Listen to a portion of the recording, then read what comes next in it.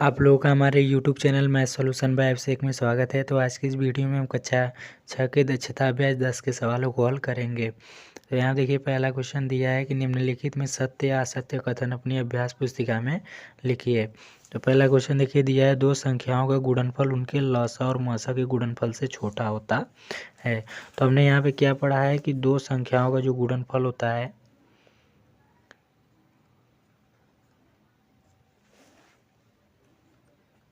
यहाँ पे दो संख्याओं का गुणनफल जो होता है वो बराबर किसको होता है, लसा गुणे मसा के। तो हमारा ये वाला क्या होता है, फार्मूला होता है। तो यहाँ पे क्या करा है, दो संख्याओं का जो गुणनफल होता है यानी दो संख्याओं का गुणनफल वो क्या होता है, लसा और मसा के गुणनफल से छोटा होता है, ये करा है। और यहाँ पे देखिए बराबर होता है। तो ये कथन हमारा क्या करा है, ये कथन हमारा असत्य करा है। यानी यहाँ पे पहला क्या हो जाएगा, यहाँ पे पहला हमारा असत्य हो जाएगा।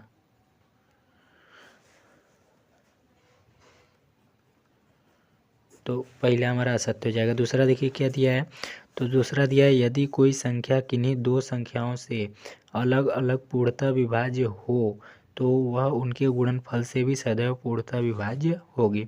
यानी यदि कोई संख्या किन्हीं दो संख्याओं से अलग अलग पूर्णतः विभाज्य हो, तो कोई संख्या हम ले लेते हैं, मान लीजिए यहाँ पे ले ले रहे हैं 12।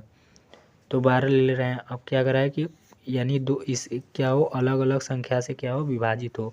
तो 12 हमारा किससे इससे विभाजित होगा, एक तो 3 से हो जाएगा, 4 से हो जाएगा, 4 से भी देखिए 12 विभाजित होगा और 3 से भी 12 विभाजित होगा। उसके बाद क्या करा है, उसके बाद करा है कि यहाँ पे कि अलग अलग पूर्णतः विभाज्य हो तो वह उनके गुणनफल से भी सदैव पूर्णतः विभाज्य होगा।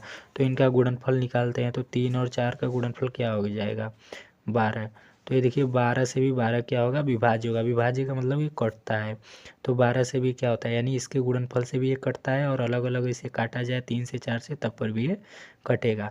लेकिन इसे अगर दूसरे तरीके से देखा जाए, यानी इसे हम क्या कर सकते हैं, यहाँ पर दिया है कि यहाँ पर पूर्णतः विभाज्य हो तो वह गुणनफल से भी सदैव पूर्णतः विभाज्य होगा। सदैव कह दिया मतलब कि हमेशा। तो यहाँ पे देखिए हमेशा नहीं विभाजित होगा, क्योंकि देखिए यहाँ पे देखते हैं पहले। तो यहाँ मान लीजिए 12 है, तो 12 देखिए 6 से भी विभाजित होगा और हमारा 4 से भी विभाजित होगा।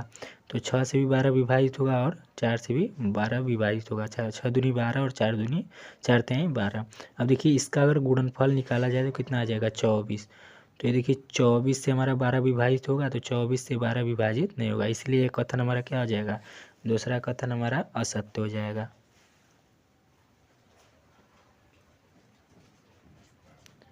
क्योंकि देखिए कभी कभी हमारा कटेगा, यानी जब इससे छोटा रहेगा या इसके बराबर रहेगा तभी कटेगा, अगर इससे बड़ा चला जाए तो ये नहीं कटेगा, इसलिए हमारा दूसरा कथन असत्य हो जाएगा। तीसरा क्वेश्चन देखिए दिया है यहाँ पे, एक भाज्य तथा दूसरी अभाज्य संख्याएं आपस में सह अभाज्य हो सकती हैं। यानी एक क्या ले ले, भाज्य। भाज्य क्या होता है, यानी जो हमारा दो से क्या हो जाए, दो और यानी जैसे दो और स्वयं के अलावा किसी अन्य संख्या से कटे उसे भाज्य कहेंगे। जैसे यहाँ पे 4 मान लीजिए ले रहे हैं, तो 4 देखिए 2 से भी कटेगा, 4 से भी कटेगा और 1 से भी कटेगा, तो ये हमारा भाज्य हो जाएगा। अब अभाज्य लेंगे तो अभाज्य हमारा क्या हो जाएगा, अभाज्य यहाँ पे 3 हो जाएगा, 2 हो जाएगा, ठीक। तो अब क्या करा है, उसके बाद करा है कि एक भाज्य तथा दूसरी अभाज्य संख्याएं आपस में सहभाज्य होती है। सहभाज्य क्या होता है, यानी सहभाज्य किसी दो संख्याओं के एचसीएफ निकाला जाए तो हमारा कितना है, 1 आए। तो 4 और 3 का अगर हम एचसीएफ यानी मौसा निकाले तो हमारा कितना आएगा, 1 आएगा। तो एक कथन क्या करा है, एक कथन यानी एक भाज्य तथा दूसरी अभाज्य संख्याएं आपस में क्या हो सकती हैं, सहभाज्य होती हैं। तो यहाँ पे एक कथन हमारा क्या हो जाएगा, सत्य हो जाएगा। तो तीसरा कथन क्या हो जाएगा, यहाँ पे सत्य हो जाएगा। तीसरा कथन यहाँ पे सत्य हो जाएगा। अब चौथा देखिए क्वेश्चन क्या दिया है, चौथा यहाँ पे क्वेश्चन दिया है कि अभाज्य संख्याएं सह अभाज्य भी होती हैं। यानी अभाज्य संख्या जो है वो सह अभाज्य भी होता है। अब अभाज्य संख्या अगर ले तो अभाज्य संख्या मान लीजिए यहाँ पे क्या ले ले, 3 ले रहे हैं। तो 3 और 1 मान लीजिए और ले रहे हैं, मान लीजिए यहाँ पे 5 ले रहे हैं। तो इसका अगर हम एचसीएफ निकालें तो हमारा क्या होगा, यानी इसका सहभाज्य भी हो सकता है। यानी इसका अगर एचसीएफ निकाले तो 1 आ सकता है। एक अगर किसी दो संख्याओं के एचसीएफ 1 आए तो हमारा सहभाज्य होता है। तो अब कह रहा है किसी संख्या का इकाई का अंक विषम हो तो वह 2 से विभाज्य होगा।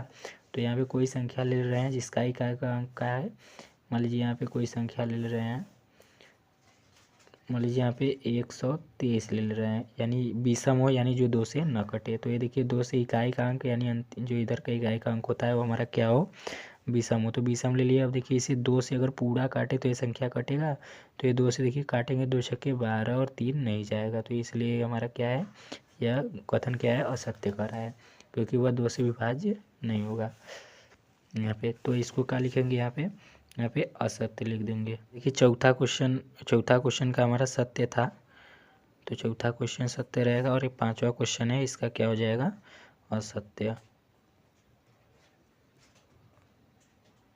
ये असत्य हो जाएगा 5वां क्वेश्चन। ये वाला जो 5वां क्वेश्चन है असत्य हो जाएगा, ये वाला हमारा सत्य था। अब देखिए 6वां क्वेश्चन क्या कर रहा है, तो 6वां क्वेश्चन दिया है 7 से 24 में 4 का पूरा पूरा भाग जाता है। तो 7 से 24 में 4 का पूरा पूरा भाग जाता है, तो यहाँ पे करके देखते हैं। तो यहाँ लिखेंगे 724 में क्या करेंगे, 4 से भाग देंगे। तो देखिए 4 से भाग देंगे तो 4 एकम कितना हो जाएगा, 4, 4 एकम 4 भैया, घटाएंगे कितना बचेगा, 3। अब यहाँ पे 2 उतारेंगे तो 4 बटे कितना हो जाएगा, 4 बटे 32 हो जाएगा। अब इसको काटेंगे तो कितना बचेगा, यहाँ पे कुछ नहीं बचेगा। अब देखिए 4 को उतारेंगे तो 4 एकम कितना हो जाएगा, यहाँ पे 4, ये हमारा क्या हो जाएगा, कट जाएगा, यानी ये पूर्णतः विभाज्य है। यह कथन भी हमारा क्या हो जाएगा, 6वां क्वेश्चन का सत्य हो जाएगा। अब देखिए आगे क्वेश्चन क्या दिया है, तो आगे क्वेश्चन दिया है एक संख्या 12 से विभाज्य है तो वह 3 से भी विभाज्य होगी। तो मान लीजिए एक संख्या है, मान लीजिए 12 के पहाड़ में कौन कौन सा है, यानी 12 से विभाजित क्या क्या है, एक 12 है, एक 24 है और एक 36 है, ऐसे ही चलता जाएगा। अब कह रहा है कि जो 12 से विभाज्य होगा वो 3 से भी विभाज्य होगा। तो 3 से देखिए काटिए, 3 चौके 12, 3 बटे 24, इसको काटेंगे 3 एकम 3, 3 दूनी 6, ऐसे ही ये कटता जाएगा, यानी वह भी 3 से विभाज्य होगा। तो 7वां क्वेश्चन क्या हो जाएगा, सत्य हो जाएगा। अब देखिए आगे क्वेश्चन दिया है यहाँ पे कि दी गई संख्याओं का लसा उनमें से सबसे बड़ी संख्या से छोटा नहीं हो सकता है। यानी कोई संख्या दी गई है, उसका लसा जो है उनमें से सबसे बड़ा संख्या छोटा नहीं हो सकता। यानी इसका कहने का मतलब क्या है कि यहाँ पे कोई 2 संख्या ले रहे हैं, मान लीजिए यहाँ पे 12 ले रहे हैं और यहाँ पे 4 ले रहे हैं। तो 4 और 12 में देखिए बड़ा कौन है, 4 और 12 में हमारा 12 बड़ा है। तो इसका हम क्या निकालेंगे, पहले इसका लसा निकालेंगे। तो देखिए किससे जाएगा, इसका लसा निकालेंगे तो 2 से जाएगा, 2 दूनी 4 और 2 छक्के 12। फिर देखिए 2 से लेकर जाएंगे, 2 एकम 2 और 2 तेईं 6 हो जाएगा। फिर किससे जाएगा, 3 से जाएगा। तो 2 दूनी 4, 4 तेईं 12, इसका लसा कितना आएगा, 12। तो ये देखिए कह रहा है कि जो इसमें जो सबसे बड़ी संख्या है और यहाँ पर जो लसा निकल रहा है वो क्या है, इससे छोटा होगा। तो ये कथन क्या है, ये कथन हमारा असत्य है, क्योंकि ये हमारा कभी छोटा नहीं आएगा। लसा हमेशा बड़ा आता है, मौसा रहता तो वो छोटा आ सकता है, लेकिन लसा हमारा हमेशा ये सब संख्या से क्या होगा, या तो बराबर आ सकता है, या तो देखिए यहाँ बराबर आया है, या तो बड़ा आएगा। और देखिए आगे क्वेश्चन क्या दिया है, तो आगे क्वेश्चन देखिए यहाँ दिया है किसी संख्याओं का लसा उनके मौसा का अपवर्त नहीं होता है। तो किन्हीं संख्याओं का लसा, तो उसका पहले हम क्या निकाल लेंगे, लसा। तो कोई संख्या ले रहे हैं, मान लीजिए यहाँ पे 4 और 8 ले रहे हैं। अब इसका हम क्या निकालेंगे, लसा। तो इसका देखिए लसा निकालेंगे 2 से, 2 दूनी 4 और 2 चौके 8। फिर 2 से लेकर जाएंगे, 2 एकम 2 और 2 दूनी 4। फिर देखिए 2 से लेकर जाएंगे 1 और 1, इसका लसा निकालेंगे तो 2 दूनी 4, 4 दूनी कितना हो जाएगा, 8, यानी लसा कितना आएगा, 8। अब कह रहा है कि ये जो लसा आ रहा है उनके मौसा का अपवर्त नहीं होता है। तो ये जो लसा आया है ये लसा, अब इसका क्या निकालेंगे, मौसा। तो 4 और इसका मौसा निकालेंगे तो 4 दूनी कितना हो जाएगा, 8। तो ये कट जाएगा, यानी इसका मौसा कितना आया, 4। अब कह रहा है इसका जो मौसा है वो लसा को विभाजित नहीं करता है। तो 4 दूनी 8, यानी ये जो मौसा है लसा को देखिए विभाजित कर रहा है। तो यह कथन क्या हो जाएगा, यह कथन हमारा असत्य हो जाएगा, क्योंकि यह कह रहा है किसी संख्याओं का लसा उनके मौसा का अपवर्त नहीं होता है। तो अपवर्त का मतलब क्या होता है कि ये इसको क्या कर दे, विभाजित कर दे, इसको विभाजित कर दे। तो यहाँ देखिए मौसा लसा को विभाजित कर दे रहा है, इसलिए कथन क्या हो जाएगा, असत्य हो जाएगा। तो 9वां हमारा क्या हो जाएगा, असत्य। अब देखिए 10वां क्वेश्चन क्या दिया है। तो 10वां क्वेश्चन दिया है सअभाज्य संख्याओं का मौसा 1 होता है। तो ये कथन सत्य है, क्योंकि सअभाज्य संख्या हमारा क्या होता है, जब जिसका मौसा एक आए वही हमारा सअभाज्य संख्या होता है। जैसे यहाँ पे 3 और 5 ले ले, तो इसका अगर मौसा निकाले तो सअभाज्य यानी 1 आएगा। तो ये हमारा क्या है, सअभाज्य संख्या है। तो ये हमारा सत्य हो जाएगा। अब देखिए आगे क्वेश्चन क्या दिया है। तो आगे क्वेश्चन दिया है निम्नांकित की प्रथम 5 अपवर्त लिखिए। तो 13, 23, 26 और 40 का हम लिखते हैं 13, 23, 26 और 40। इसका क्या लिखना है, 5 5 अपवर्त है। अपवर्त क्या होता है, इसका हम सीधे क्या कर देंगे, इसका पहाड़ा लिख देंगे, वही इसका अपवर्त हो जाएगा। तो 13 और इसका क्या हो जाएगा, 13 के बाद क्या आएगा, फिर उसके बाद 26 हो जाएगा। तो यहाँ पे क्या लिख देंगे 26, 13, 26, फिर 39, फिर 52, फिर उसके बाद 65 हो जाएगा। उसके बाद देखिए 5 ही लिखना था तो हम 5 ही लिखेंगे। उसके बाद देखिए 23 का लिखेंगे तो कितना हो जाएगा, यहाँ पे 23 एक कम 23, फिर 23 दूना कितना हो जाएगा 46, फिर उसके बाद 69 हो जाएगा। उसके बाद 92, उसके बाद कितना आएगा 115 आएगा। उसके बाद 26 का निकालेंगे तो कितना हो जाएगा 26 दूना 52 हो जाएगा। फिर उसके बाद 78, उसके बाद 104 हो जाएगा। उसके बाद 130 हो जाएगा। 40 का लिखेंगे तो कितना हो जाएगा 40, फिर 4 दूनी 8 80, फिर 4 3 12 120, 4 4 16 160, फिर 200 हो जाएगा। ये इसका आंसर हो जाएगा। अब देखिए इसके और सवाल जो दिए हैं, निम्नांकित में से 15 किसका अपवर्त है। तो ये जो तीसरा सवाल है इसको देखिए 15 किसका अपवर्तक है। अपवर्तक क्या होता है, जो यानी 15 जिसको काट दे, अगर इसको काट दे रहा है तो ये इसका क्या है, ये 15 अपवर्तक है। अपवर्त अगर कहेगा तो इसका हम गुणा लिख देंगे, यानी इसी का पहाड़ा एक तरह से। और अगर अपवर्तक कहे तो अपवर्तक वो होता है जो यानी 15 जैसे इसको किसी को काट देगा तो ये 15, मान लीजिए इस संख्या को काटा तो 15 क्या है, इसका अपवर्तक है। तो 15 देखिए इसको काटेगा तो 15 दूना 30 हो जाएगा।